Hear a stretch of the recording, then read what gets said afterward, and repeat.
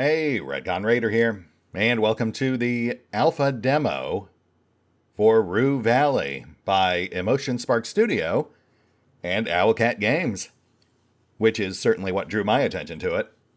It is apparently one of the first two carefully curated indie titles to draw Owlcat's attention in their new capacity as a publisher. This and Shadows of the Road, which I now also have my eye on. Though, that said, they are very different games. I mean, generally speaking, the only real common theme all these different games seem to have is that they're all atmospheric, story-driven games. Shadow of the Road is more of a conventional, turn-based, tactical CRPG set in steampunk Japan, whereas this one, Rue Valley, is more of a conventional, point-and-click-based adventure game, heavily inspired by franchises like Disco Elysium and Groundhog's Day, of all things, both of which I like, so, of course I was going to check it out. That said, there is a very narrow window for access to a pre-alpha demo, which is what I currently have loaded up, so I figure we'll just jump in, kick the tires, take this thing for a spin, see what it has to offer. I mean, Disco Elysium and Groundhog's Day, those are some pretty lofty hurdles to clear. But we'll see how it all shakes out. Rue Valley by Emotion Spark Studios and Owlcat Games. Let's give it a peek. Welcome to Rue Valley. Keep in mind that you are playing a pre-alpha version of the game.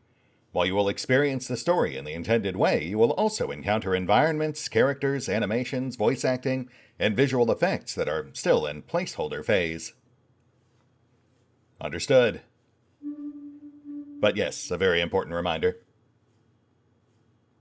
Now we have to build our character, and unlike more conventional adventure or RPG games, we only have three attributes, three aspects of our personality: cognitive, social, and emotional, which are ranked on two extremes from one side to the other, essentially a granulated binary scale. I'm not sure that's the right term for it, but you get the idea. Each of these runs from one extreme to the other: impulsive to calculated, introverted to extroverted, sensitive to indifferent. And the points that we see at the bottom, the personality points, those are mandatory, so we have to be extreme in at least two of these categories.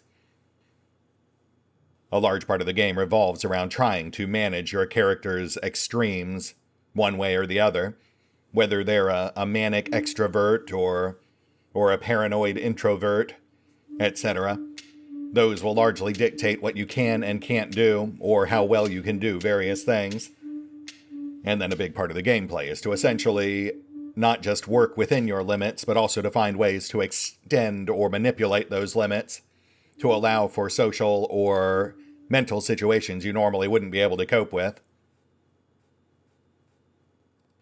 That said, in our particular case, I think we'll just go with a fairly basic setup, one I think reflects my own personality as the somewhat introverted, faceless voice on the radio. I like to analyze things. I like to maintain some degree of anonymity. And then emotions, I feel like that one could actually kind of go either way, because, it's kind of a running gag that I'm very monotone and reserved, but at the same time, that doesn't mean I don't have emotions. It just means I'm particularly good at suppressing them. Yeah, you know what? We'll go with indifferent. I don't think it's fully accurate, but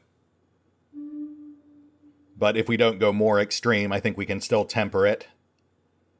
If we invested enough points to be full-on unkind, then I think it would be more of an issue. That said, we've spent our points. Let's see where it gets us.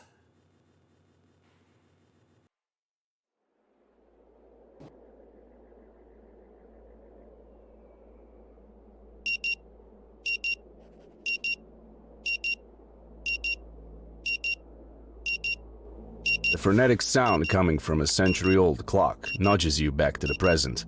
The stale air perfects the image of the old motel room. Still with me, Mr. Harrow?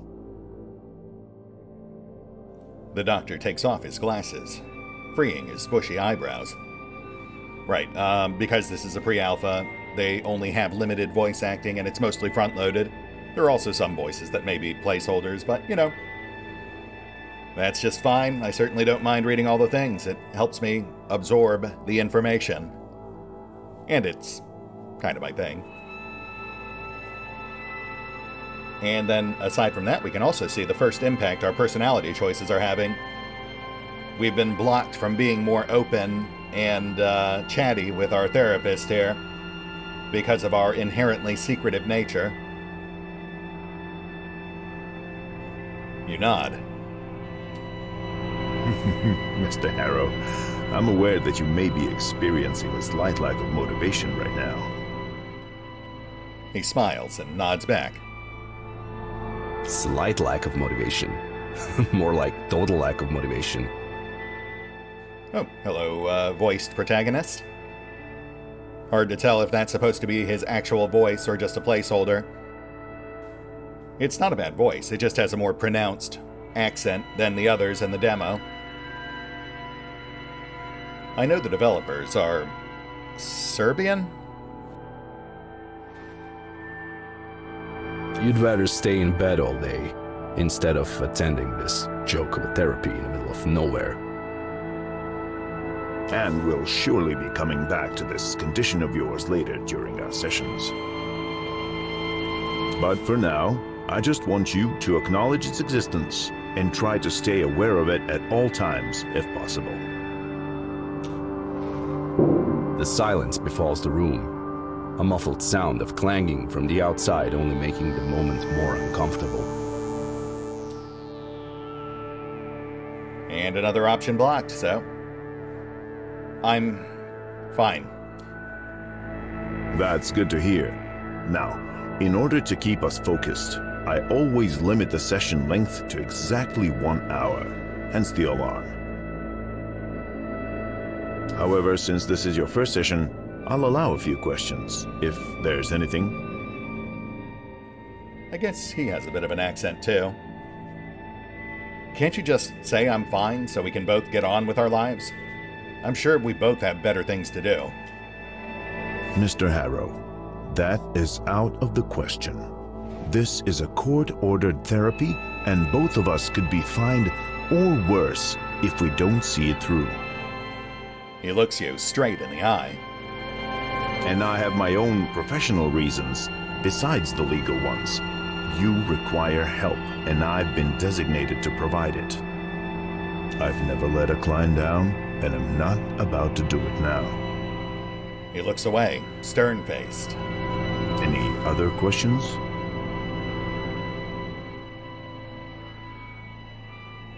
And you're sure we really need to keep doing this? I was really kind of hoping it would be a one-time thing. Mr. Harrow, your case is not to be overlooked. We need to assess the situation carefully. Your case. Not so long ago, nobody cared about what you do. Yet now, suddenly, your business is everyone's business. This first session is more for you to get acquainted with me and my methods. We have a long road ahead of us. Anything else? Yeah, fine. If we have to do this, why here? Why out in the middle of nowhere? It may be hard to understand the need for isolation at first, but my methods require complete divergence from the client's regular way of life, as well as temporary distancing from their social groups and circles. This place is ideal in that regard. However, it's understandable that you need a period of adaptation to both this idea and to your new surroundings. That's also why I haven't asked you to hand over your phone yet. But please don't be alarmed. We'll talk about all of it in due time. All right then. That's it for today. He glances at the clock, almost too fast for you to notice. Through the door, you hear that sound again. You should go and check in at the office. Your room is probably ready by now. Yeah, sure. You get up and leave.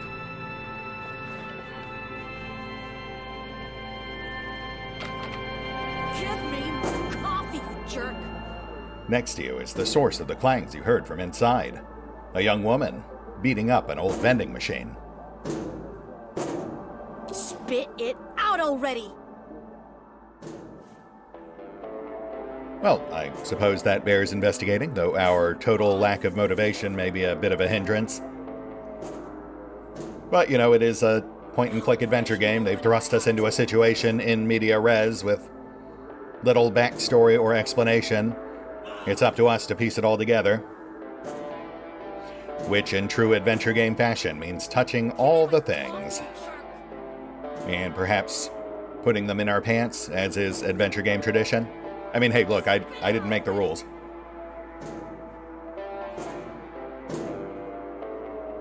She's pounding the life out of the poor machine. Ah, yeah, and see, total lack of motivation does indeed block us from actually interacting with her early. That's apt to block a lot of our actions during this first opening day, to prevent us from making progress that's essentially reserved for later in the story. Doesn't stop us from thinking about it, though. Maybe she's here for therapy, too. Who knows, but unlike you, she definitely looks like she needs it. Nobody needs to be sent away from their home to this dump, regardless of their mental state. And yet, what should be done with lunatics like her? Let them rage around freely, yelling and kicking vending machines wherever they go? I'm not saying that, I'm just saying there must be a better way to help distressed people. Perhaps you could speak with her, see if you could help somehow. Or is that too much to ask for right now? Well, you know what, me? It turns out it is. So I guess you win. We'll leave her be. But I am going to go touch all the other things just to spite you. That'll show me. Rue Valley Motel. Free Wi-Fi, AC, phone, clean rooms, cable TV, vending machine. Wait, all that's free? That actually sounds pretty good to me. Also, free garbage. Plastic bottles, some empty, others half empty. A partially eaten breakfast. Some old clothes, torn and faded, all covered in a mixture of grease and spoiled orange soda. Amid this murky pool, you catch a glimpse of your own face. You stomp on your distorted image. That'll teach you.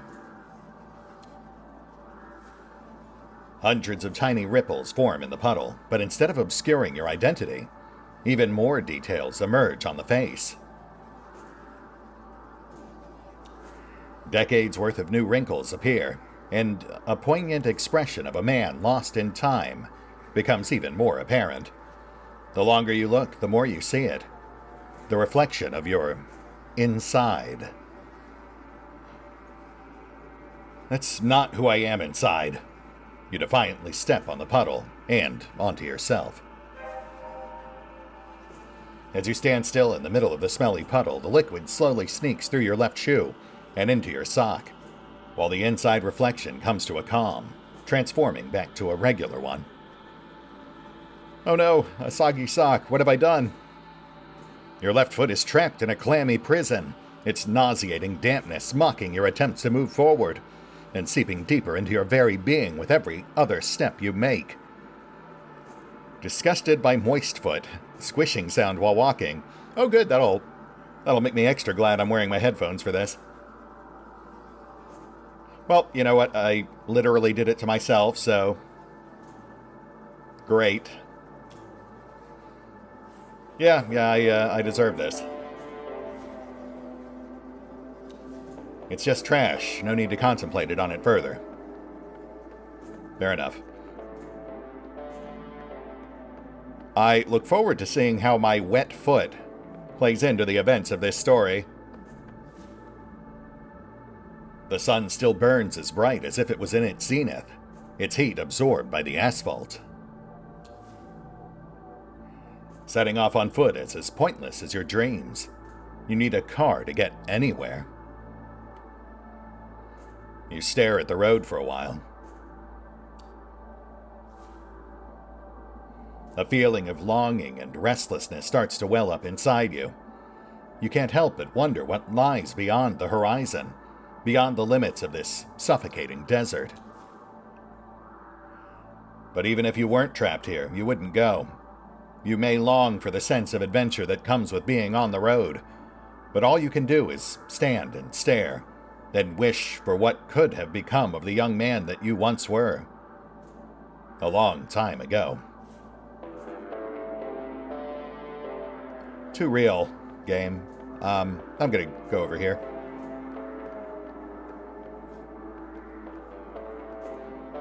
Non-traversable. The transformer is buzzing softly. Ah, okay, I see. So orange outlines indicate actual, more in-depth interactions, whereas white outlines mark things that are notable, but not something we can actually do anything with just yet. Right, and then this is just the road again. So, bus stop? Perhaps some backstory to be gleaned? It was already late afternoon when you saw this sign for the first time, as the bus door opened and a wave of desert heat hit you in the face. All the other passengers of the almost empty bus remained seated, each lost in their own world. None of them paid any attention to you as you gathered your belongings and prepared to leave the bus. I remember an older woman. Sitting in the back of the bus, her nose was buried in a book during the whole trip. Her wrinkled face was contorted in a look of intense concentration, as if she were trying to solve some complex puzzle. There was a young person with bright pink hair. They were scrolling through their phone with a bored expression, seemingly completely disinterested in their surroundings, as if they lacked any real connection to the outside world. Oh, I feel that. The burly man with a thick beard left an impression for sure. He was leaning against the window, staring out at the desolate landscape with a faraway look in his eyes. He seemed lost in thought, as if trying to make sense of something that had happened to him a long time ago. I don't want to think about these people. And why would you? Even as you were leaving the bus, they meant nothing to you. But outside, next to the bus sign, Dr. Fink's smiling eyes were watching you, his brow dripping with sweat in the intense desert heat. He was already analyzing me, trying to think of anything he could use to keep me here as long as possible. "Welcome to Rue Valley," he proclaimed, like some poorly written NPC from an outdated video game. "I'm Dr. Fink, your therapist for the duration of your stay here." It all happened less than 2 hours ago, yet it feels like an eternity has passed since. Nah, it's been like 15 minutes.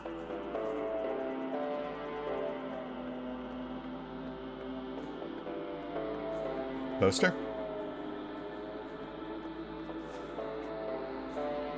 The colors have been bleached by the sun, but you can still make out an image of orange setting sun, as well as the words Rue Valley written above the illustration. You take a closer look. The picture is quite detailed, but the colors have been obliterated by sun, making it impossible to discern the main subject, let alone finer details. You squint your eyes and try to make sense of the confusing shapes, but everything seems blurred and distorted. However, as you keep looking, you finally start to see a magnificent stage, a ballerina dancing gracefully, a lively group of musicians, and an audience dressed in formal attire. You look to the stage. The stage is adorned with elegant curtains, and a strange chandelier is hanging from the edge of the poster. You look to the ballerina. The ballerina wearing a tutu stands in the center of the poster, and point, with her arms gracefully extended above her head, almost like she's waving to you. You look to the orchestra. The varnished wood of the violins is reflecting the orange hues of the setting sun. The curved bodies of cellos stand tall and proud, and the trumpet player holds his instrument with arched back, his silhouette reminiscent of a tree struck by lightning. You look to the audience. Men appear to be dressed in tuxedos and women in elegant evening gowns. They seem to be fixated on stage, their overly stylized faces seemingly expressing a range of emotions, from awe to excitement. How did a poster for such a highbrow event end up on a wall of a rundown motel in the middle of nowhere? Something is odd here. Ah, and our calculated nature prevents us from just walking away. You step back from the poster, and it suddenly hits you. Heavily damaged letters at the top read, Rue Valley, not Rue Ballet. And as you look at the illustration again in disbelief, you start to realize that what you thought was a ballet performance is, in fact, something completely different. The stage is but a desert landscape with orange sand dunes and a rocky mountain range in the background you mistook for the curtains, and the chandelier that you saw is just an embellishment on the poster's border. The ballerina is a group of people huddled together with their hands raised, their movements blurred by the damage to the poster.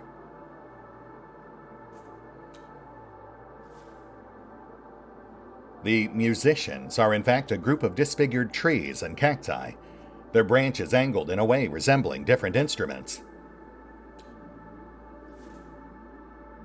The audience is a cluster of inanimate boulders, their shapes distorted to resemble people sitting and making gestures. You shake your head in disbelief, feeling a mix of confusion and embarrassment. The realization that you've been looking at a distorted and damaged illustration of a desert landscape all this time, instead of a fancy ballet performance, makes you feel like a fool.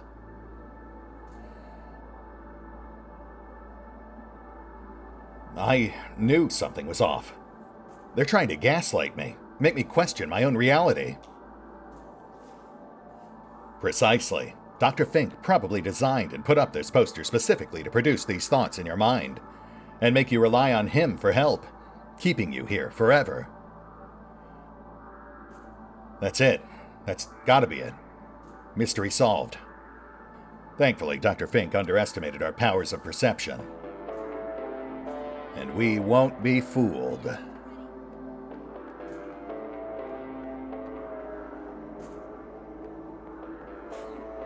A hose. It's coiled like a sleeping serpent. The ice machine wheezes in suffering.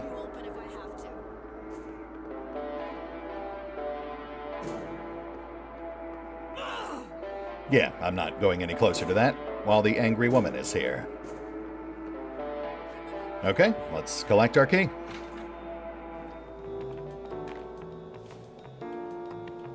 All the attention of the girl behind the counter is grabbed by the ongoing phone call. You try to get her attention. No. It's best to let her make the first move. She'll soon notice you on her own, end the phone call, and ask if she can help you. That's what receptionists are supposed to do. You pretend to look at the leaflets laying on the desk, and hope she'll address you eventually. You grab a leaflet and stare through it, preparing mentally for the imminent conversation. But you either manage to look like you're really just here for the leaflets, or she simply doesn't care. Yes? Yes, I'm sure. She says to the person on the other end of the line. After a few dozens anxiety-filled seconds, you finally realize she's not about to cut her call short just because you happen to show up. Well, I guess we'll just touch all the things. The reception desk is covered with random stuff. You check out the leaflets that you were pretending to be reading earlier. A picture of a huge rocket and a group of people in red jumpsuits cheering with bottles of water. Above it all, Coral Destiny logo. Not at all to be confused with Nuka-Cola or Red Rocket, I'm sure. She responds to the person on the other end. You look at the other side.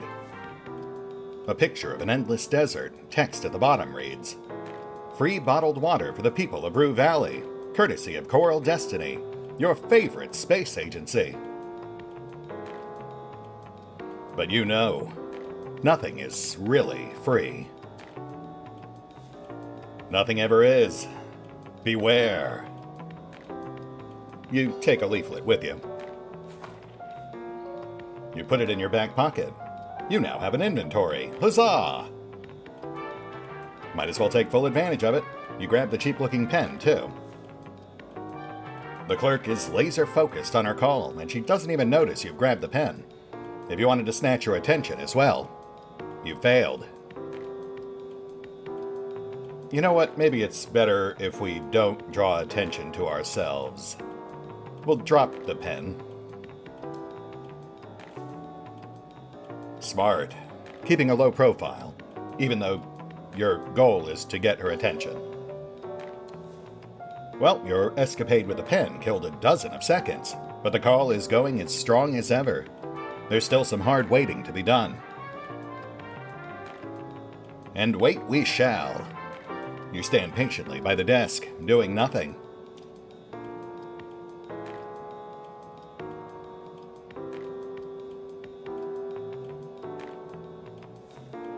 Minutes pass, but the phone call is still not at its end. Giant donut sign. I have no idea where you are. She says to her conversation partner.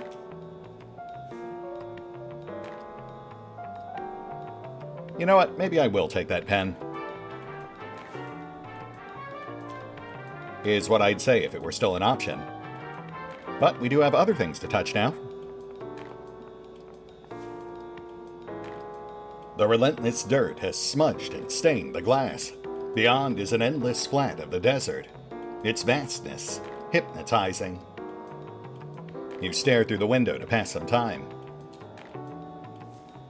Beyond the empty parking lot, there's only barren desert, stretching for as far as the eye can see. Its emptiness is drawing you in.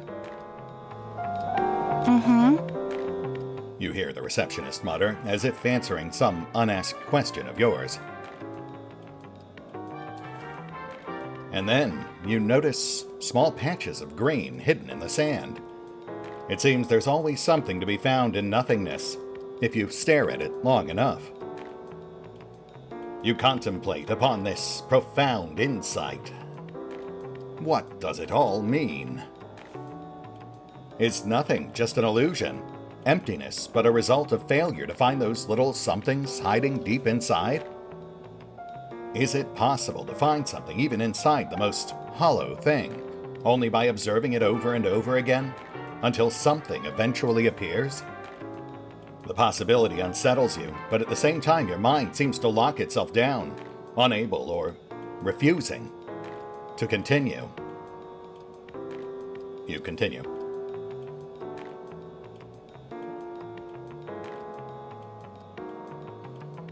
So you stay in this clinch, unwilling to discard the thought, but unable to proceed. The receptionist is still giving directions over the phone, and you're getting restless. Yes. Now, turn right, and then immediately take a slight left. She explains to the person on the other side of the call. Your muscles are sore from the days of exhaustion and the long wait. it might be better to sit down and relax. This might take a while. Oh no, sore legs. It's all falling apart. Your legs hurt, your feet are swollen, and you dream of a comfy bed. And if you're to wait for even one more minute, you'll have to at least sit down. Can't wait while standing, won't run. Oh dear. Alright, noted. Thankfully, we do have a perfectly good chair right next to us. This chair looks very old, but sturdy. Actually, let's get a quick gander at our inventory now that we have access to it. Besides a couple of coins, you don't carry much stuff with you.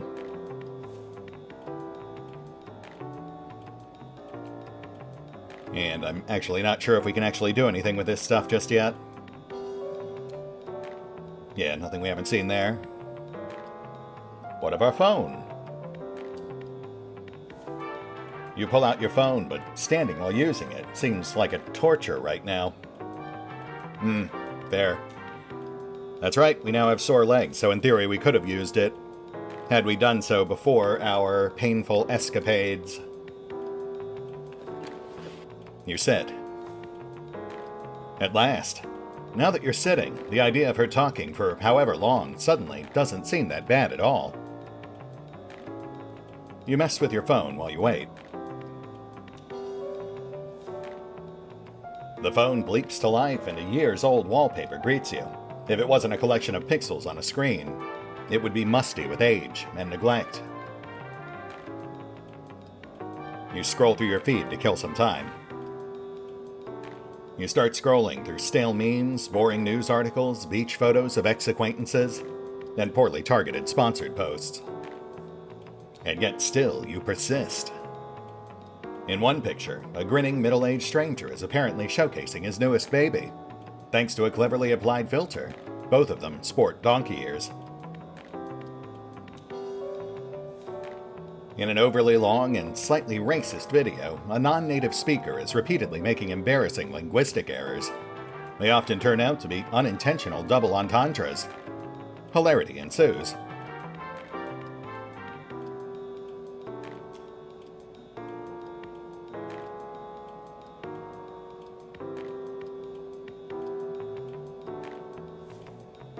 Time goes by, and the girl at the reception is still talking. All right. I understand. Yes. Bye. Hi. Can I help you? I would have finished the call earlier if I knew you were waiting for me. You're too quiet. Finally, the girl ends the forever call. No, I just, I didn't feel like checking in right away. You didn't feel like it. And how about now? Yeah, now's good. Yes, Okay, let's get you into your room. she says cheerfully. So, number 6. That's the last one on the second floor. Everything is prepared for you, and this is your keycard. She raises her hand, holding a piece of blue and red plastic. You nod and wait for her to put it on the counter. I see you're confused by this. You were expecting an old-fashioned key, weren't you? Well, we've decided to modernize for a number of reasons. She's excitedly waving the card around her head. That's great. Can I... You point towards the keycard. She nods in response, but then continues as if you haven't said anything. Actually, one reason, to be perfectly honest. The guests just kept on losing their keys. It was exhausting. And my uncle didn't like the cost of replacing so many locks. You close your eyes, turn your senses off, and just wait for her to finish.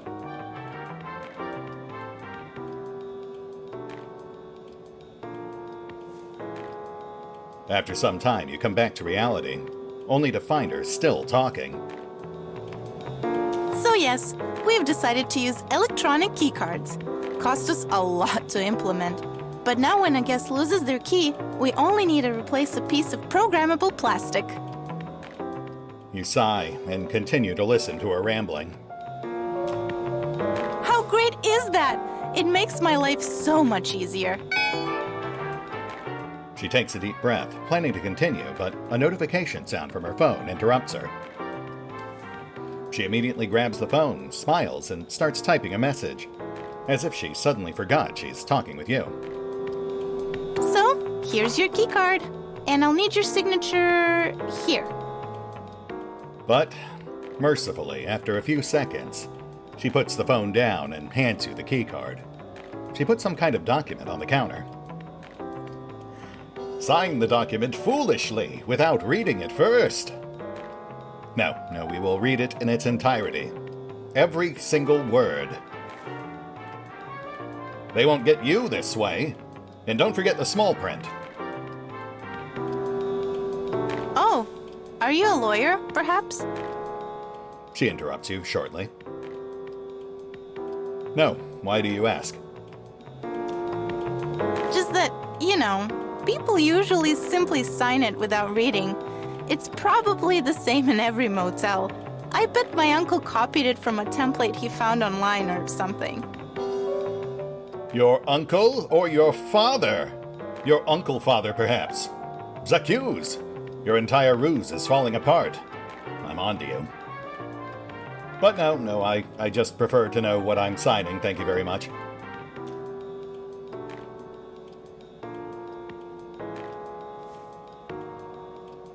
You read the whole document and do your best to find a hidden loophole or suspicious wording they may try to use against you. But alas, you can't find anything. If only you were a lawyer. Well, time to click the I agree button and prepare for the unknown consequences. You sign the document begrudgingly. Thank you for your trust, sir. I'm here if you need anything. Enjoy your stay. She says with a barely visible smirk. Okay, well now I am suspicious, but... Bye, I guess. Let's have a look here.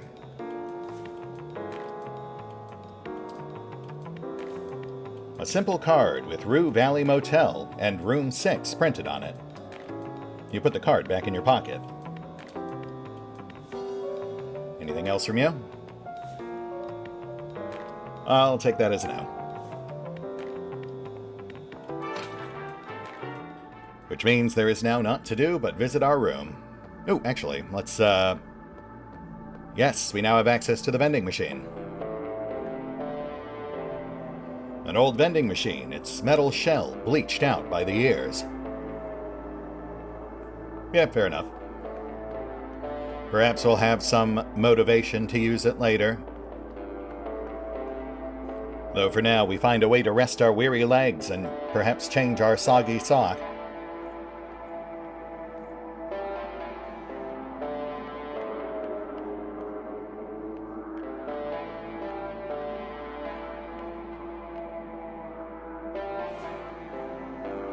The paint is peeling from the wood of the door, but the number 6 is new, shiny, and chrome. Suspicious, you try the knob. You press the knob and push the door, half expecting it to work.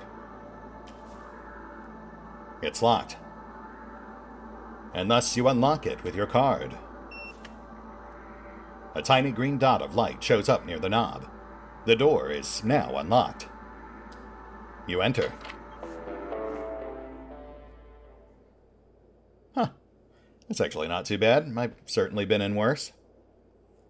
This armchair looks exactly like the one in Dr. Fink's room.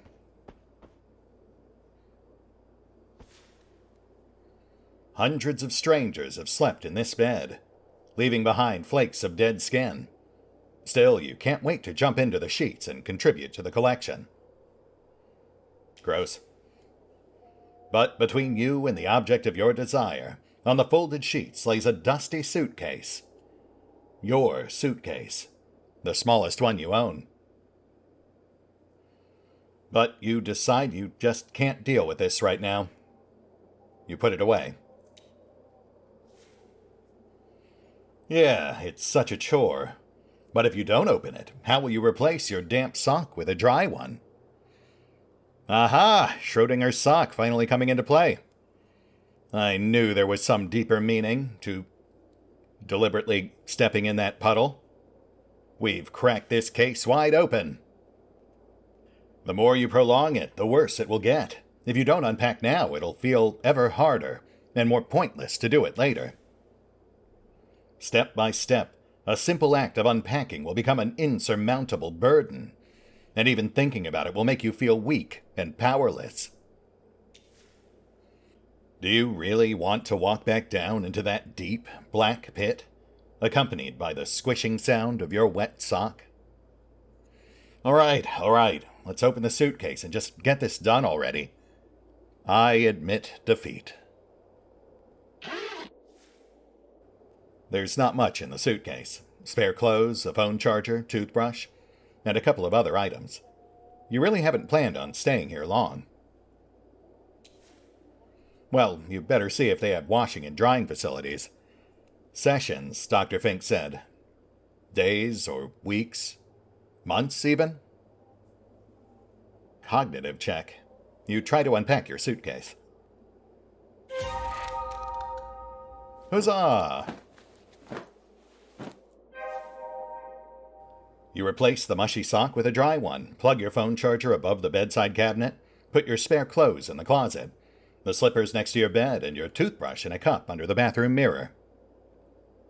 Nice. And now that the suitcase is dealt with, this motel room is officially your home. Yeah, sure, why not? We've all got to be somewhere. That's the spirit. Shut up, me. All right, let's check out the bathroom.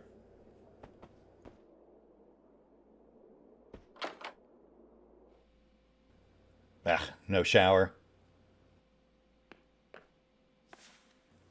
There's so many dark patches that this can barely be called a mirror. A small cup holds your implements of oral hygiene. You look at the mirror.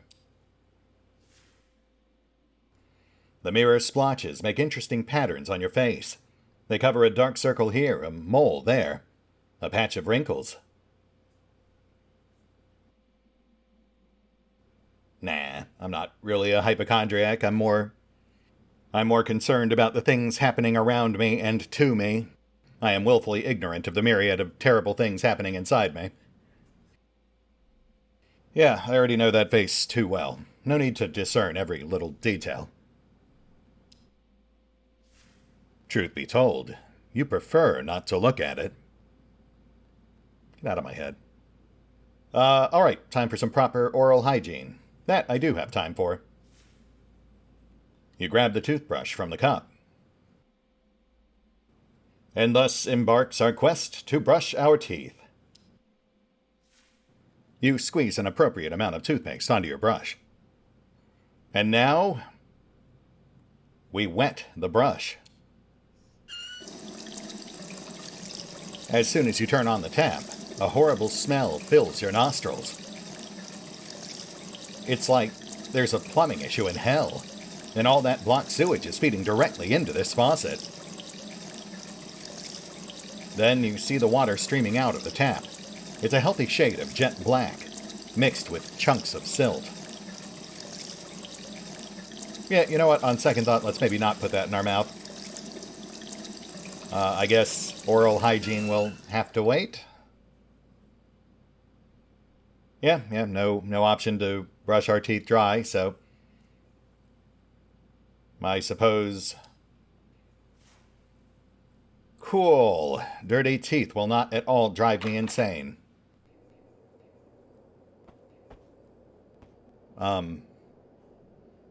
Bed, I guess.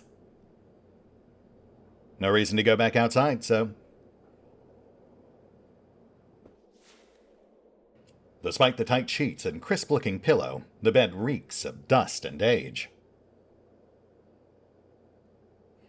You crawl into the bed.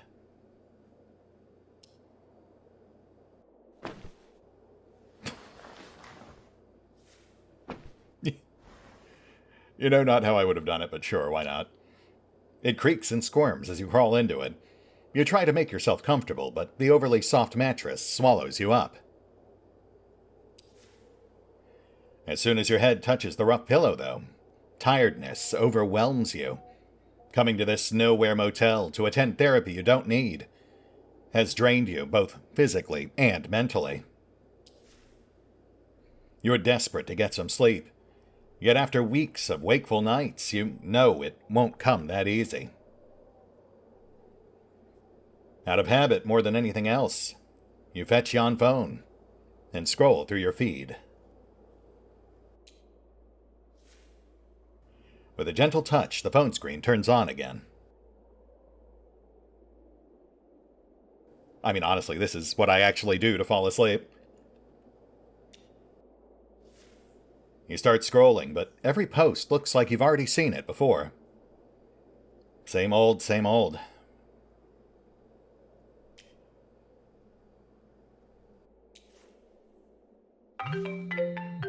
But not a moment has passed, and your ears are pierced by a ringtone that you swore to change years ago. You check who's calling. The screen reads simply, "Unknown number."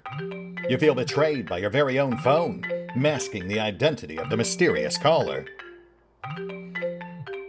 You answer. Hello, sir. Am I speaking with Eugene Harrow? The line crackles heavily, as if the man is speaking from a distant past. Who wants to know? My name is Percy Rugger, and I'm a senior sales executive at Ulterior Paralegal Exploits Consultancy. We'd like to offer our help regarding your case. How did you get this number? Who gave it to you? Well, Mr. Harrow, to be honest, I don't even have your number. It was randomly selected by the computer. The privacy of our potential clients is among our core values here at Ulterior Paralegal Exploits Consultancy, I can assure you. Oh, sure, yeah, that does sound very real and very convincing. Please, continue. Now, if my information is correct, you have recently been unjustly forced to participate in a treatment which, in our opinion, may have consequences not aligned with your best interests.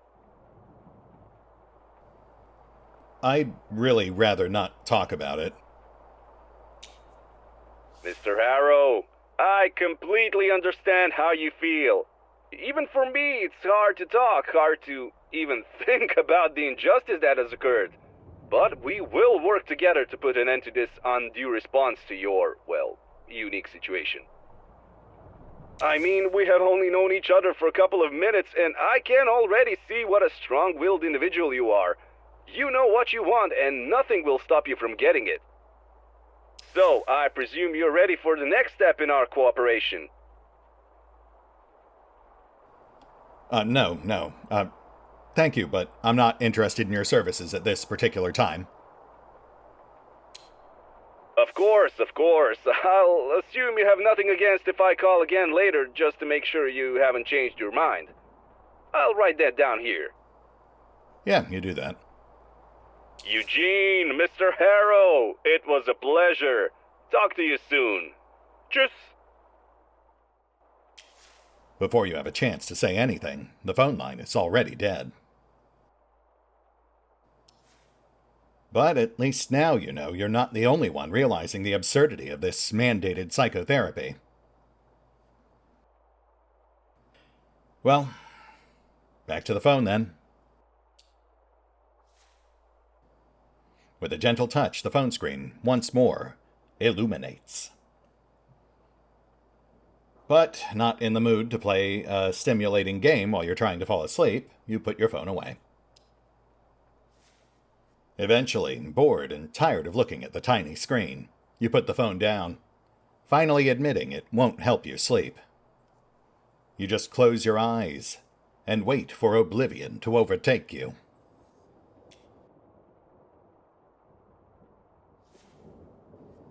For a precious moment, there's only darkness and silence, but your mind refuses to calm down, and soon your thoughts start chasing each other in circles. Ooh, the Mind Palace. This is what actually ended up officially selling me on the game. Let's collect our thoughts, shall we? The vending machine vandal. An image of the young woman appears. She's punching and kicking the old vending machine. Could she be here for therapy as well? You ignore her. It is what it is. You have nothing to say, nothing to do. Just the bare minimum. A young woman apparently holds some kind of a grudge against the vending machine in the motel's parking lot. But what does it mean?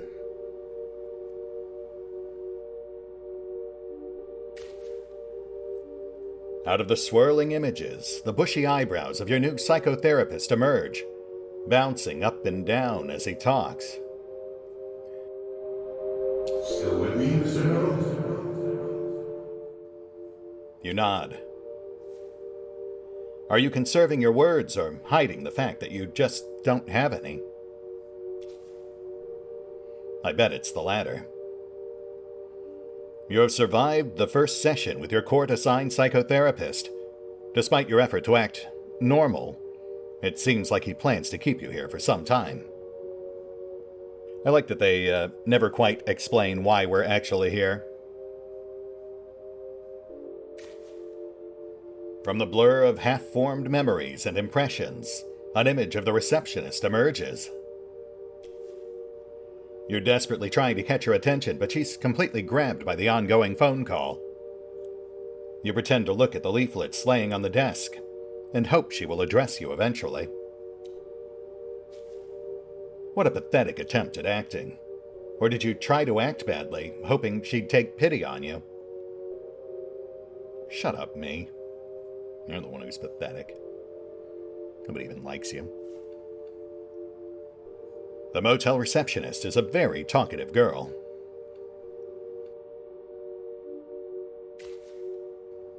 An unexpected call. You see yourself standing in your new motel room, holding your phone next to your right ear. My name is Trimmier, and I'm a senior sales executive at Ulterior Paralegal Exploits Consultancy. We'd like to offer our help regarding your case. My case? Oh, come on. You know what he's talking about. Right, yeah, of course, my case. How could I not? You received a phone call from Percy Rugger, a senior sales executive at Ulterior Paralegal Exploits Consultancy.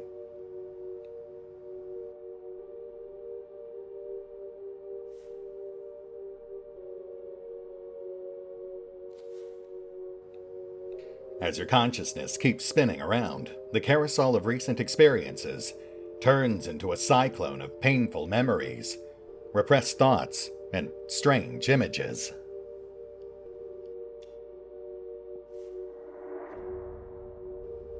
We have to go deeper.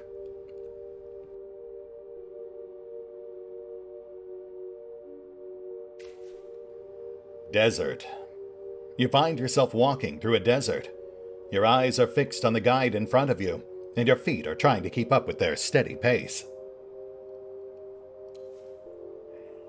But the distance between you keeps growing until the guide becomes merely a dot, nearing the horizon. Once you finally admit you can no longer see them, your body collapses onto the cracked earth below. You surrender to the bittersweet feeling of hopelessness and decide, this spot will be your grave, and the sun, your executioner. But it will be no swift act of mercy, no. You will be tortured, and keep wishing for it all to just end. You look up at your headsman. As you gaze at the sun, green and purple after images start appearing on your eyelids every time you blink. And the sun, it keeps staring back at you relentlessly, without a slightest intention of ever moving away from the zenith. While walking through endless desert, you couldn't keep up with your only guide, and accepted a slow, painful death under the merciless desert sun. Grim attic. You're desperately searching for something in a dark, dusty attic full of broken furniture and random clutter. You don't recall ever being here before, but you know it's the attic of your own house, and every piece of old junk that you stumble upon feels somehow familiar, although you cannot really recognize any of it. You search behind the pile of crumbling, decades-old books. You carefully move the pile to the side and discover another pile of even older books hiding behind it. While moving the second pile despite your care, some of the books simply turn to dust, only for the third pile to be revealed, of books so ancient you don't dare to even touch. You look below the moldy remnants of a sofa. Underneath, only darkness meets your eye. You stretch your arm reluctantly, but find only dust and dead insect shells. You turn your attention to the chest covered in cobwebs. Inside the chest is a pile of old letters. You can't remember if they're yours, but you know they're not worth reading. You give up. You've been desperately looking for something in a dark, dusty attic full of broken furniture and random clutter. You don't know what you've been searching for, but you know you haven't found it.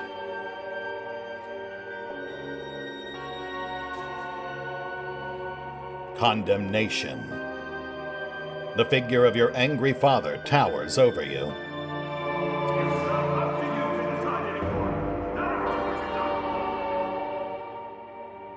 He says, frowning at you, disappointed. You say nothing. Emptiness inside you grows, absorbing one more chunk of yourself. You are falling. From the deepest pit of childhood memories, warped by a tooth of time, an image of your father condemned you for something terrible that you have done. Oof, too real. That music, though.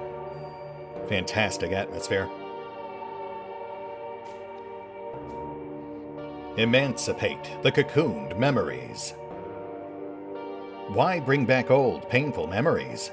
Better leave them hidden deep inside and forget about them, right? Or are you strong enough to confront them? I'm gonna say probably not, but, you know. Yeah, that seems about right. Don't worry, these are not real memories. And yet, they are echoes of my past.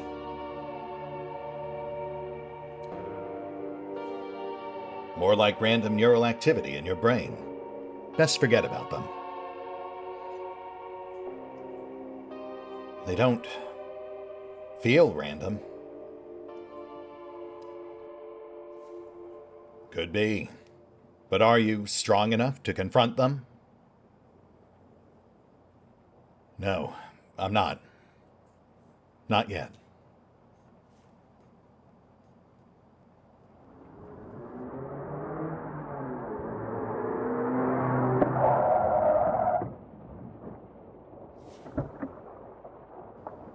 The sound of a car engine and screeching tires urges you to open your eyes, bringing you back to the miserable reality again. Whirlwinds of uncontrolled thoughts are still spinning inside you. Your nostrils carry a curious smell of dust, and your throat is as dry as desert. You're thirsty, can't focus, and +1 impulsive. Ah, and so here we see the first of our effects that actually impacts our personality. It's traits and effects like those that will ultimately allow us to do things our character might not otherwise be willing or capable of doing. Being thirsty, in this case, makes us ever so slightly more impulsive. Perhaps more willing to investigate the mysterious sounds we hear outside, or to at least leave the safety of our apartment. Despite the late hour, your legs are grateful for the time spent in bed, but it was foolish to hope you'd fall asleep. You get up to find some water, which we already know we will not find in our bathroom, but we might as well give it a look. This does very much feel like one of those games where you have to cycle through most, if not all, of your available options before new ones appear. You open the tap, hoping to drink some water. But as soon as you turn it, the stream of pitch blackness once again ensues. But somehow this doesn't surprise you. Instead, it's almost like you could have expected it to be like this. What? No. How? Shut up, me. You don't know anything. Alright, let's go investigate the mysterious sounds. We do have cups over there, but we can't interact with them.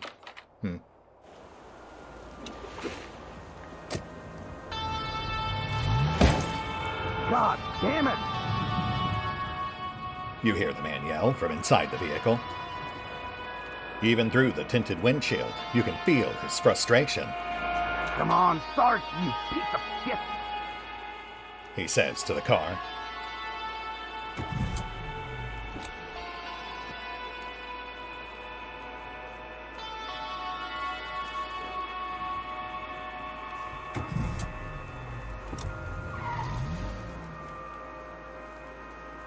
Judging by the reckless driving you just witnessed, the man is either under the influence or another patient of Dr. Fink's.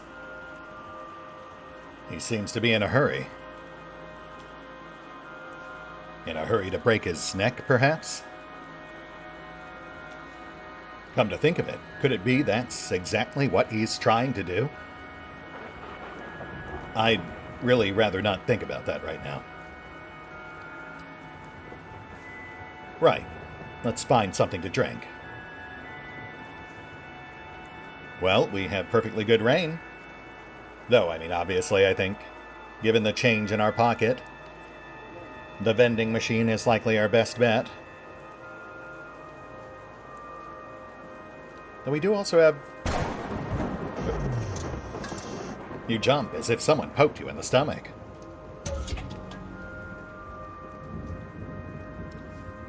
For a split second, the whole world was exploding, but it was just a thunder, the loudest one you've ever witnessed.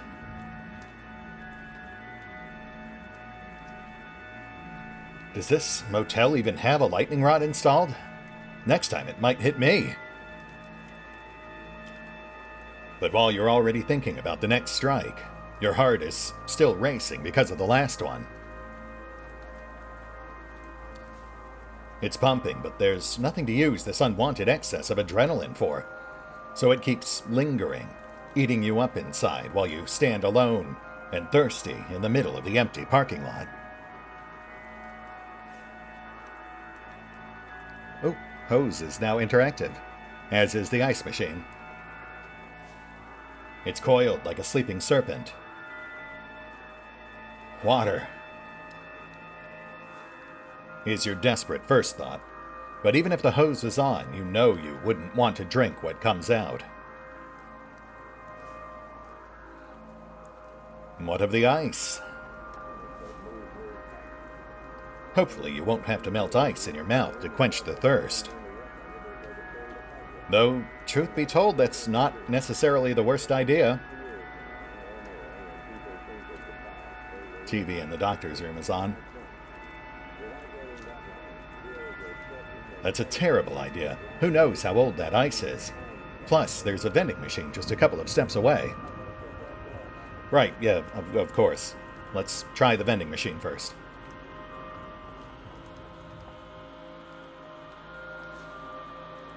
The battered machine seems to be decades old, except for a newly installed, comically large, reddish button. You press a couple of keys on the pad. Buttons beep, and that's it. This is how vending machines work. No money, no goods. You check the label on the reddish button.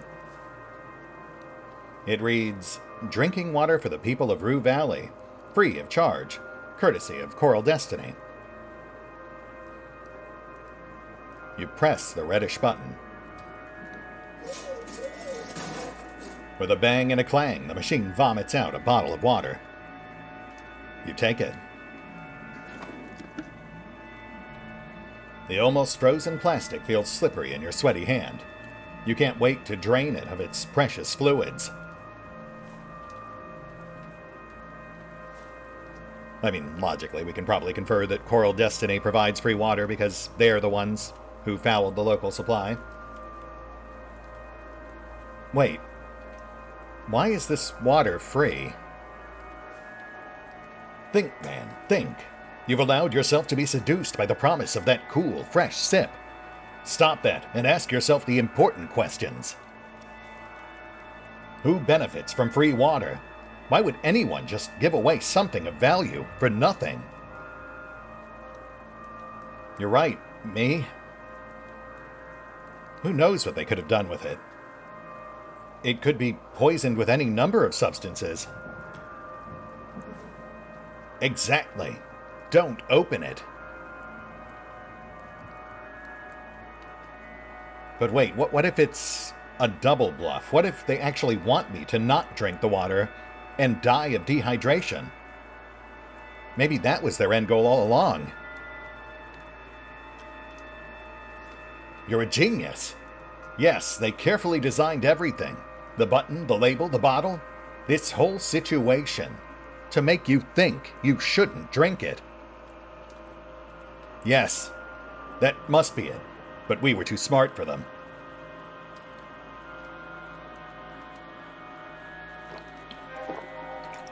You rip open the bottle cap and start draining the water until you hold a shriveled plastic husk in your hand.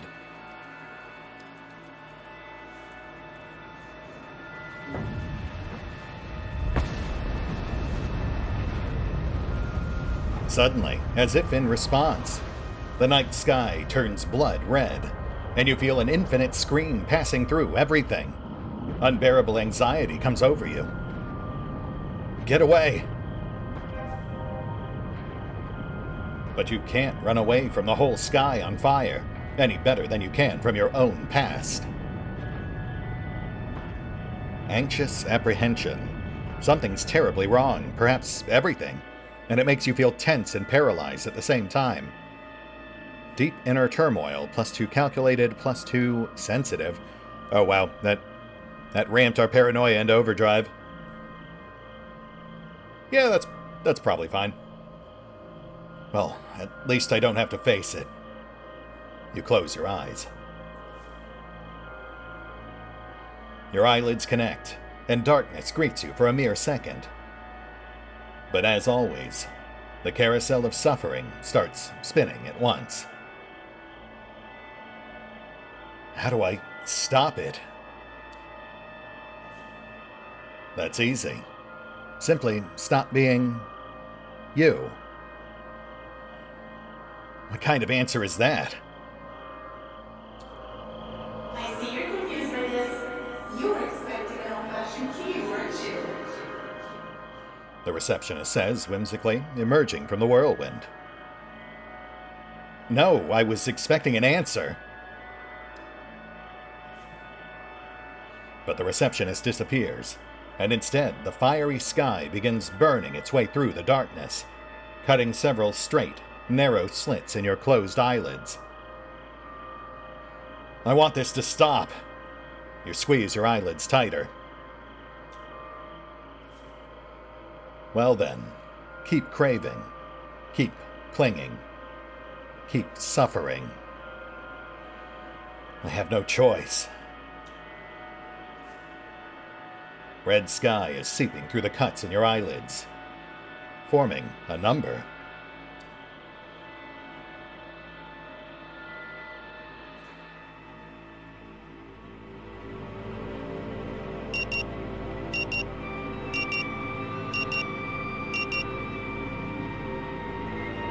Still with me, Mr. Harrow?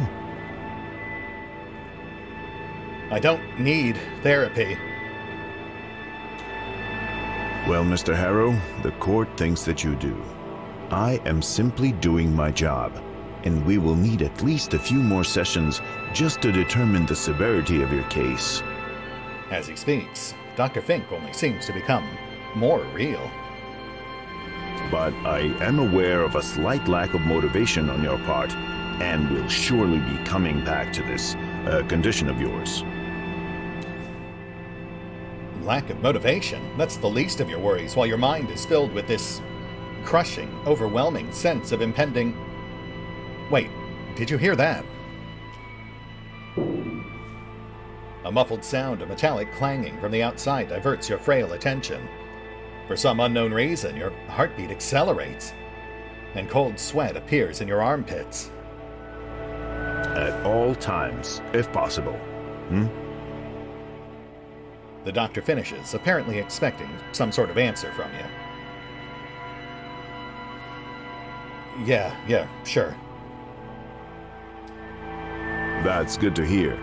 Now, in order to keep us focused, I always limit the session length to exactly 1 hour, hence the alarm.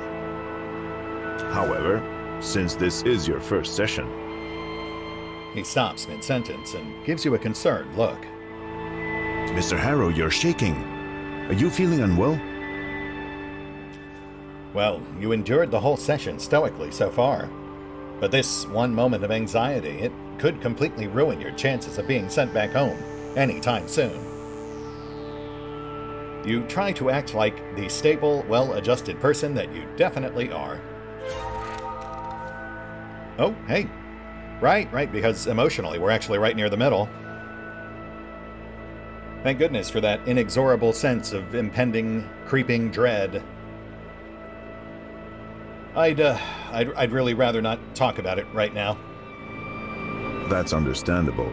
Sometimes it's hard to talk about our emotions, but we should never be ashamed of having them. He nods. Don't worry. With time, your skill and willingness to identify and communicate your inner states will surely improve. Just remember that trying to understand our feelings is always a good idea, and very often a necessary step in process of getting better. May I ask, how is your sleep these days? He pauses for a moment before asking. I sleep fine. You lie. Is that so?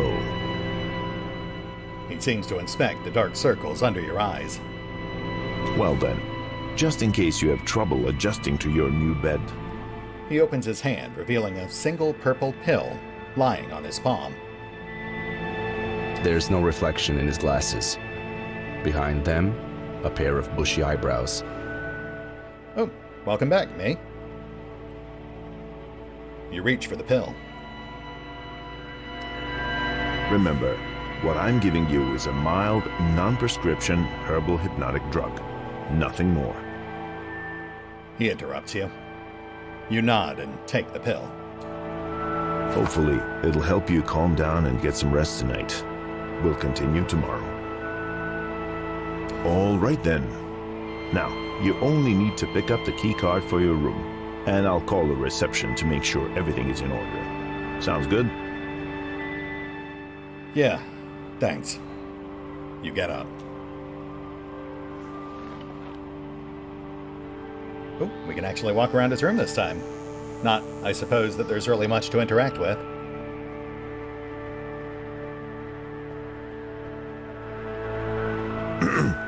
The exit is behind you. That's the bathroom. Yeah, right, but do you mind if I... Of course. Now let's see what this guy's really up to. The book's cover is dominated by a stunning redhead, her face smudged with makeup, her dress tight. Shadows gather all around her, but a gun in her hand shows she's ready for any danger. And with that décolletage, she's dressed to kill. Above the woman, a title, Lilith Undercover. Below her, the name of the author, T.J. Samsom. Feh. Bathroom reading.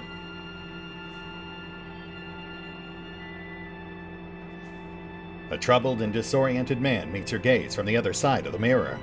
He looks exactly like you, but somehow doesn't feel like you.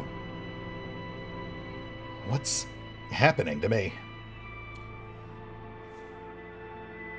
You must have gotten lost in thoughts for a moment while the doctor was speaking. It couldn't have possibly happened more than a couple of minutes ago. But it feels like an hour has passed since.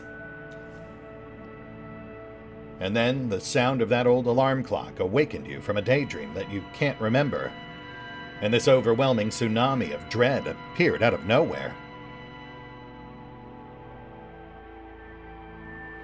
There's something strange about the man in the mirror.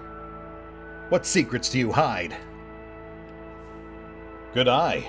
Could it be that there must be a hidden camera behind the mirror? The doctor is secretly recording his patients? Impossible. He wouldn't. Or would he? Only one way to find out. You open the cabinet door carefully. But there's no sign of a secret camera inside. Instead, you find toothpaste, a roll of toilet paper, and a bottle of whiskey. You read the label. In a purple, old-fashioned font, it says, Numb Night, Sour Mash. The recipe stays the same. 40% alcohol by volume, 80 proof. Which we could obviously use to lighten up a little, but at the same time, we basically had to trick ourselves into drinking water. I don't think we're in any mindset to swill someone else's booze.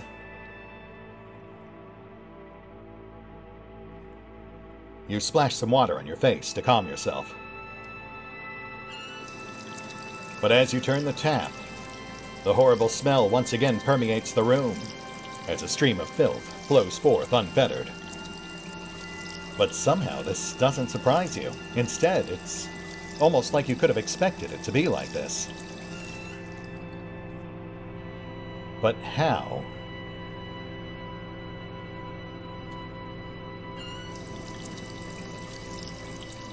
Right, so obviously we're not going to be swallowing the pill with this water. Swallowing the pill dry sounds like a far less disgusting task than putting even a drop of that tap liquid inside your body. So we could swallow it dry, or we could just go to the free water dispenser right outside. There is the vending machine vandal to contend with, but perhaps this will give us incentive to actually engage with her. Refreshed yourself? Feeling a bit better now? Yeah, a little. Thanks. That's good to hear. See you tomorrow, Mr. Harrow.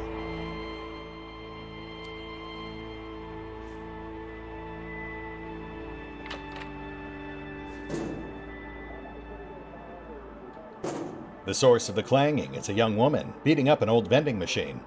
For unknown reason, looking at her makes you even more nervous. Spit it out already.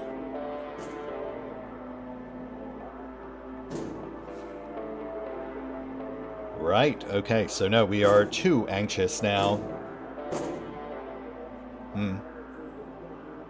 She's still beating the poor machine, and it's driving you crazy. Come on, you thief! Well, that didn't work. So, I guess we'll have to find a way to prompt swallowing the pill sans water.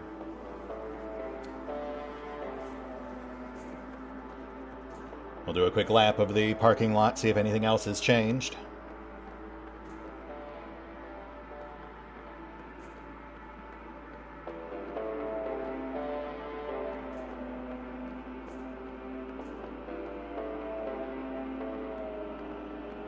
Poster. You got something new for me? The words Rub Wallet are written above the illustration of orange setting sun. How peculiar. You inspect the illustration. The image on the poster is worn and faded, but you can make out a group of people gathered around a woman who's holding up what appears to be a wallet. You notice that the people's faces are twisted into grotesque expressions of greed and envy. Their eyes are fixed on the woman with the wallet. Ooh, weird. Though sadly we cannot dig any deeper this time. Too anxious. Enough with this nonsense. Let's go collect our key.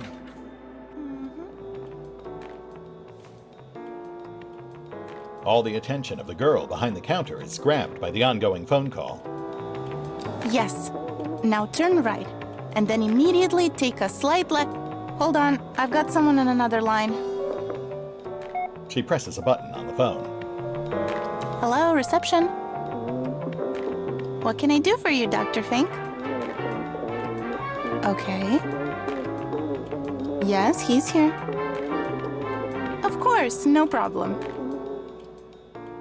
She raises her eyes and looks at you. In an instant, the realization dawns on you. Because of your anxious behavior at the end of the session, Dr. Fink must have just warned the receptionist of your condition.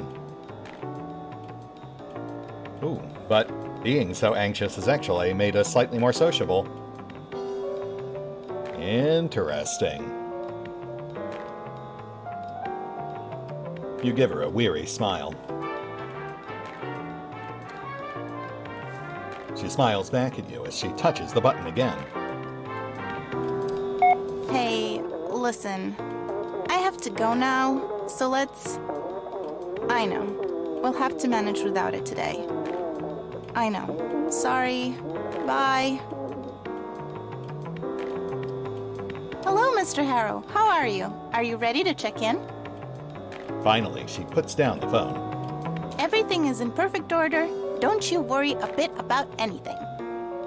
She continues in one breath without waiting for you to answer. Thanks. I guess. You're welcome.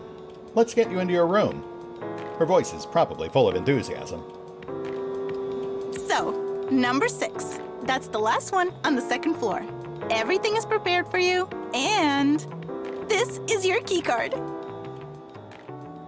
She raises her hand, holding a piece of blue and red plastic. Thank you. You reach toward the keycard. You stretch your arm politely, hoping she'll hand you the card, but she's completely ignoring your gesture and is excitedly waving it around. I see you're confused by this. You were expecting an old-fashioned key, weren't you? Well, we've decided to modernize for a number of reasons. You must be very tired. Perhaps I'll tell you about it some other time. It's a really interesting story. She suddenly curtails her excitement, as if remembering something. Yeah, I'm sure it is. I look forward to hearing it sometime. Thank you. Here, I'll just need your signature. She hands over the keycard and puts some kind of document on the counter, which you feel compelled to read in its entirety. They won't get you this way, and don't forget the small print. Oh, are you a lawyer, perhaps? No, I'm not.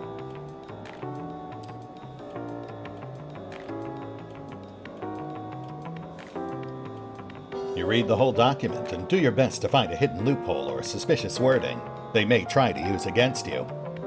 But alas, you can't find anything. If only you were a lawyer. Well, time to click the I agree button and prepare for the unknown consequences. You sign the document begrudgingly. Thank you for your trust, sir. I'm here if you need anything. Enjoy your stay. She says with a barely visible smirk. I'm on to you.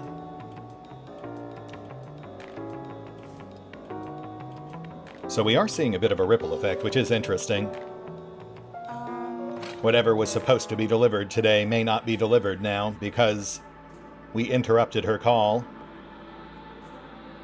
Though I also wonder if we had swallowed the pill before we came out here, how that might have impacted our interactions. Like, in theory, we would have been able to study the poster.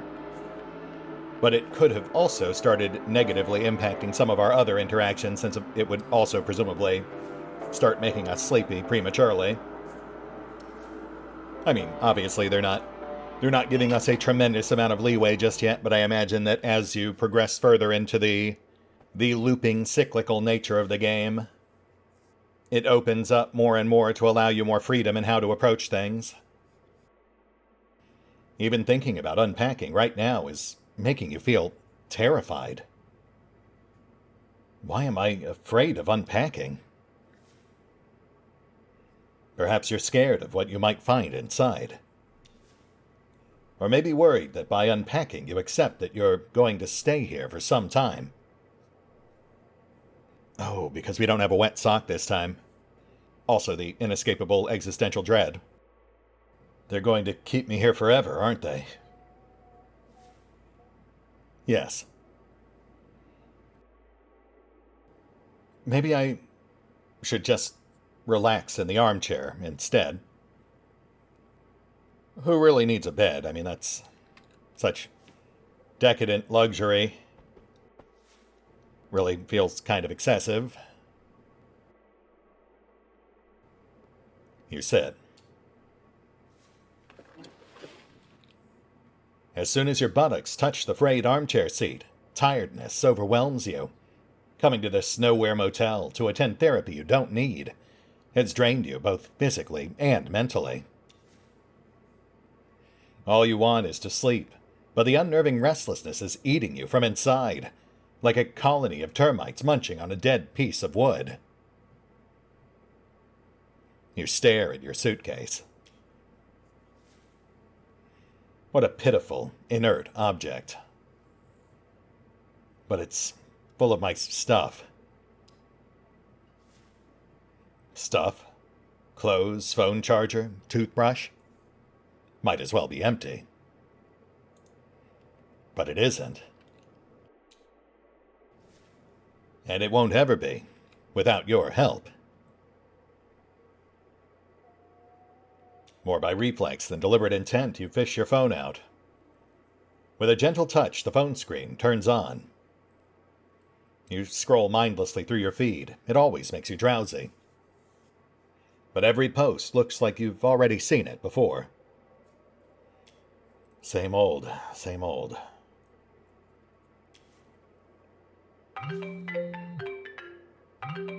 But not a moment has passed, and your ears are pierced by a ringtone that you swore to change years ago. You check who's calling. The screen reads simply, "Unknown number." You feel betrayed by your very own phone, masking the identity of the mysterious caller. You are compelled to answer. Hello, sir. Am I speaking with Eugene Harrow? The line crackles audibly, as if his voice is reaching across the expanse of time. Who wants to know? My name is Percy Rugger, and I'm a senior sales executive at Ulterior Paralegal Exploits Consultancy. We'd like to offer our help regarding your case. My case? Well, if my information is correct, you have recently been unjustly forced to participate in a treatment which, in our opinion, may have consequences not aligned with your best interests. Now, I'm sure you're quite concerned about it, Mr. Harrow, but don't worry. We're here to help you regain your rights. I'd rather not talk about it. Mr. Harrow, I completely understand how you feel. Even for me, it's hard to talk, hard to even think about the injustice that has occurred. But we will work together to put an end to this undue response to your, well, unique situation. I mean, we have only known each other for a couple of minutes, and I can already see what a strong-willed individual you are. You know what you want, and nothing will stop you from getting it. So, I presume you're ready for the next step in our cooperation. Ooh, interesting. Well, This is all so sudden. Do I have to decide now? I completely understand what you're trying to say, Mr. Harrow. To make things easier for you, I'll simply write down your general consent here and forward your case to my colleagues in our paralegal department. They'll contact you shortly. Well, Mr. Harrow, it was a colossal pleasure talking with you. Tschüss! Before you have a chance to say anything, the phone line is already dead. Eventually, bored and tired of looking at the tiny screen, you put the phone down, finally admitting it won't help you sleep. You just close your eyes and hope that sleep will come.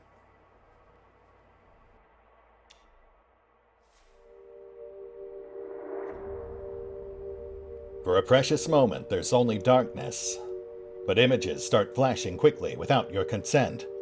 A veritable carousel of impressions and experiences. Once more unto the Mind Palace. For a split second, the whole world is exploding, but it was just a thunder, the loudest one you have ever witnessed. Does this motel even have a lightning rod installed? Next time it might hit me.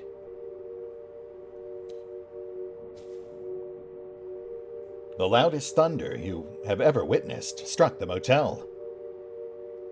But when?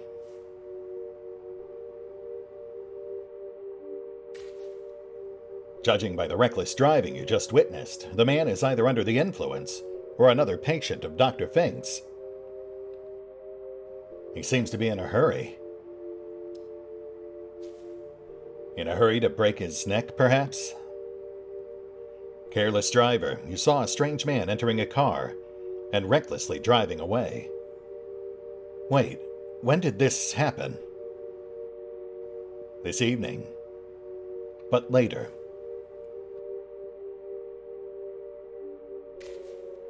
Suddenly, the night sky turns blood red, and you feel an infinite scream passing through everything.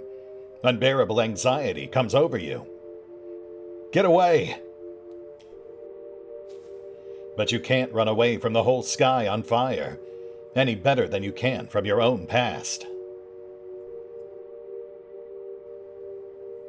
And then, everything happened again. Everything again, but nothing after. The night sky turned blood red, and an infinite scream passed through everything. The meaning of what you've just experienced is still hard to grasp. Is this some weird déjà vu? The memory seems so real, and yet these things clearly never happened. Have you actually gone completely mad, and they were right to send you to Dr. Fink? But what if the careless driver really shows up? What if the lightning actually hits the motel, and the night sky turns red?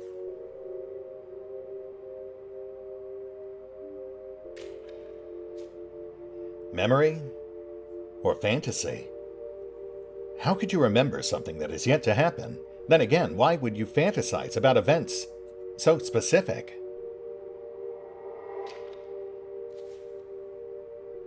You want to get up and find out if these strange memories will play out in reality, or if all of this is but a fevered dream of a lunatic. Yet, you can't. It's all too much. All you really want is to forget everything about these weird visions. To forget about being here. To forget about the incident. To stay in this armchair forever.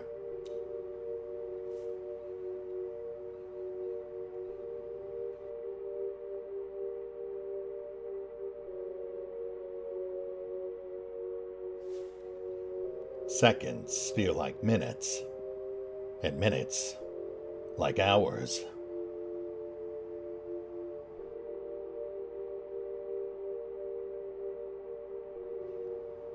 You close your eyes again.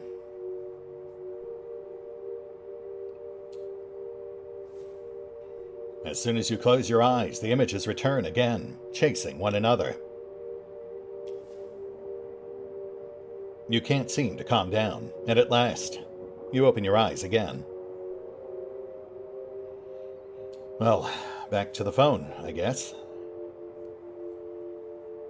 I can't imagine it'll help, but might as well try a quick match of hyper-casual protagonists. Not that I'm much of a mobile gamer.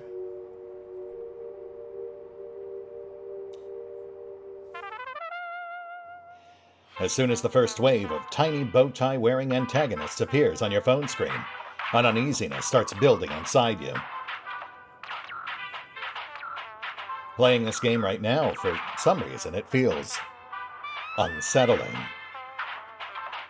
This was supposed to be relaxing. It's not your fault. You're simply too nervous to play a stressful game like this right now. After some time, your focus fades away, and you put the phone back down. There's nothing else to do but swallow this mysterious pill. Embrace the inevitable. Swallowing a pill without any water is not a pleasant task, true, but getting up only to get some water definitely feels like too much of an effort.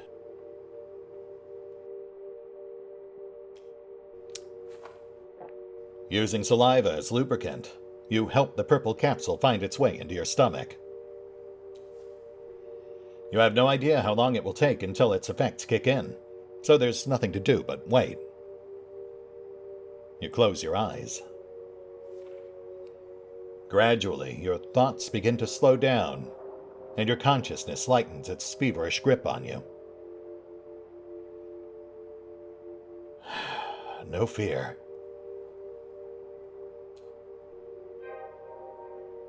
Hey, progress of a sort. Though motivation still yet eludes us. Was it the purple pill? It doesn't matter. Nothing matters. You embrace the sweet relief.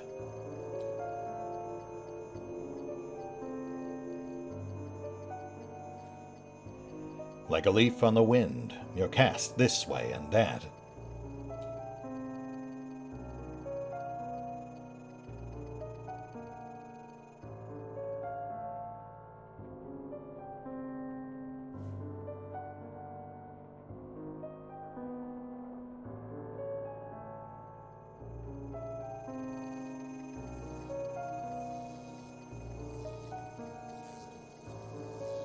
But what is this? A tiny twig of light seems to have gotten stuck deep inside you. It must have broken away from the mighty tree of the brightest lightning that you have fantasized about earlier. A spark still without shape, still without purpose, but full of potential. The sound of the loudest thunder jerks you out of your slumber. The speck of energy, now fully grown, is pulsing in your chest. You remember this feeling. And as you finally recognize what it is, your pathetic attempt at forgetting about what you experienced earlier is shattered. Enter the Mind Palace.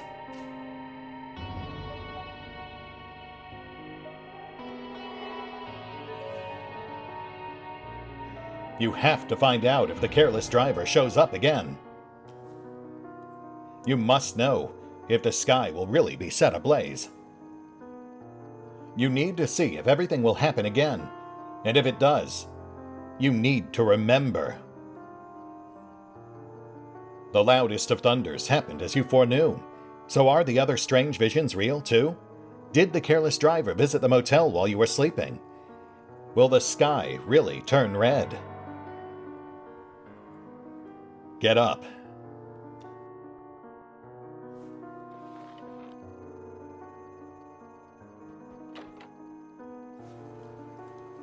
The rain has slackened off and you see nothing out of the ordinary, nothing you could put your finger on.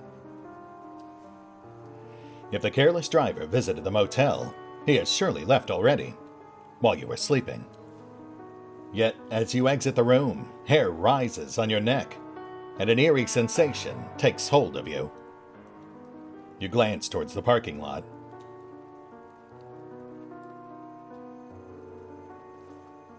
As you stare at the reflections on the wet, dark asphalt, the memory begins unfolding in your mind again.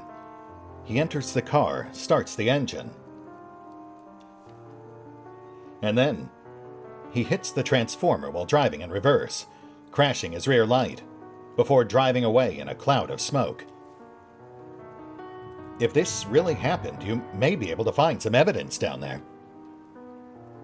That's right.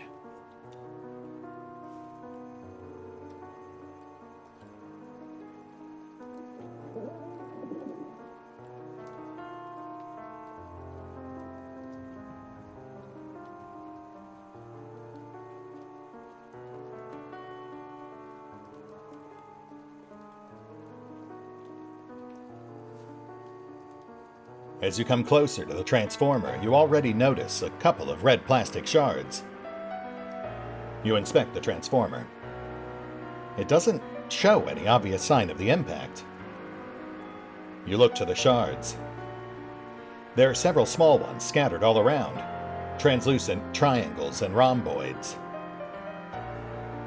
The largest of them is lying right next to the transformer, shiny and wet, staring at you boldly from the dirty asphalt. You take a closer look. This shard is obviously part of a broken rear light. This means he's been here already. There's no other option. Is this all some kind of trick? A hoax? Am I being set up? Could be.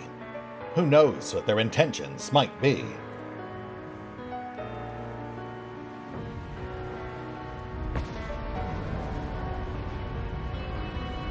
And then, before you can wrap your head around all this, the skies are once again set ablaze, exactly as you remembered, only confusing you even further.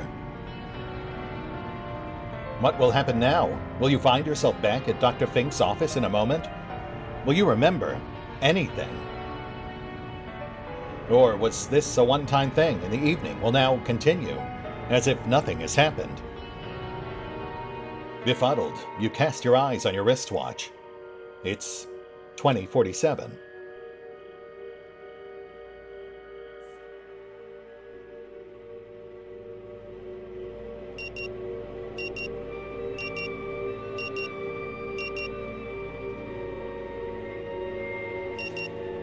The frenetic alarm sound nudges you back to the present.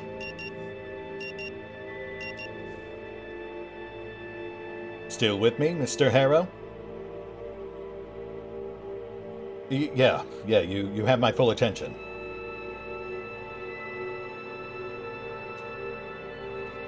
He smiles. Mr. Harrow, I am aware of a slight lack of motivation you may be experiencing right now. Lack of motivation, but you are motivated. You just need to remember. To remember? Yes, there's something very important.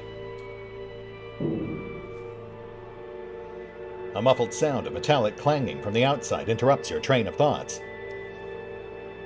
And suddenly, an image of a young woman punching and kicking the old vending machine emerges in your mind. But like the first rock in an avalanche, it's inevitably followed by others, and more memories start emerging. The receptionist, the thunder, the mysterious driver, and finally that of yourself, standing in front of the transformer under the fiery sky, hoping you won't forget everything again.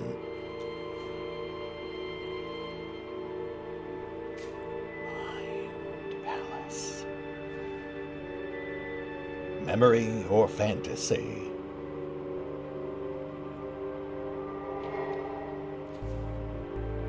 As you struggle to put the memories in the correct order, mind fog dissipates, and two simple words form on your lips. Time loop.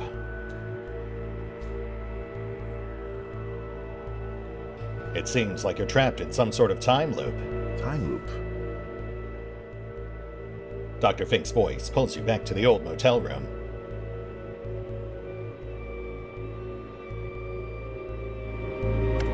I don't think I follow, Mr. Harrow.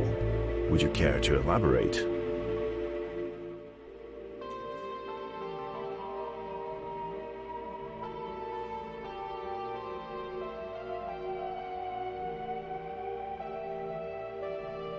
Ah, of course. And just as things are starting to come together. But that's fair, it is, after all, just a pre-alpha demo. Though, I mean, I've got to say, again, you can see why it hooked my interest. It's definitely very much a slow boil sort of game. They really draw out the intro, they deliberately skirt around a lot of the chunkier, meatier interactions or backstory, and drip feed you just enough information to try to start putting things together yourself. Obviously, given the cross-section they gave us here of just the game's very early intro segment, really did very much limit our actions, although we did have some influence on how things played out. Ultimately, obviously, there were only so many ways those things could play out because they had to get us from point A to point B, regardless of the exact flavor we did that in. But again, I imagine that things must open up, especially after this specific spot in the story where we finally recognize that we are in a time loop as we begin the third cycle, especially with the Doctor apparently acknowledging that we said that, which is slightly unexpected, though I imagine trying to confide what you think is happening to you would probably just result in him reacting negatively. Unless, of course, during one of the subsequent loops you can somehow obtain evidence which you could then use to prove it to him. I mean, I imagine that's how a number of the long-term puzzle-solving elements play out. Finding various things that you would otherwise have no way of knowing, and then applying them in the subsequent cycle. But regardless, I am intrigued. Obviously, there are a few elements that could stand to be improved, but again, this is a rough pre-alpha. I'm personally very curious to see where it goes. Though, of course, I'm also curious to see what you folks might think, so, if you made it this far into the video, be sure to let me know in the comments down below what your thoughts on the game are, whether it might be something you'd be interested in yourself, or if perhaps it's something you'd like to see me revisit when it inevitably hits full launch. I will say, I think the game's got a fantastic atmosphere, and I definitely get the Disco Elysium vibe. Though at the same time, I think it does feel like it's somehow more grounded. It does a really good job, I think, of micro-analyzing or dissecting the thought process that goes into otherwise mundane day-to-day activities or interactions with other people. And they really kind of lean into that with this game. Which again also makes me wonder how things might have played out if we had gone in as a more extroverted or impulsive individual. Someone who I imagine would have a much easier time dealing with people, but would also have a much harder time with the esoteric analysis and investigation elements of the game. Anyway, this was the pre-alpha demo for Rue Valley by Emotion Spark Studios and Owlcat Games. Not the most exciting game, perhaps, but I had a lot of fun with this. I'm happy to have shared it. And who knows, perhaps we'll return to Rue Valley again someday. For the very first time. And perhaps I'll see you then.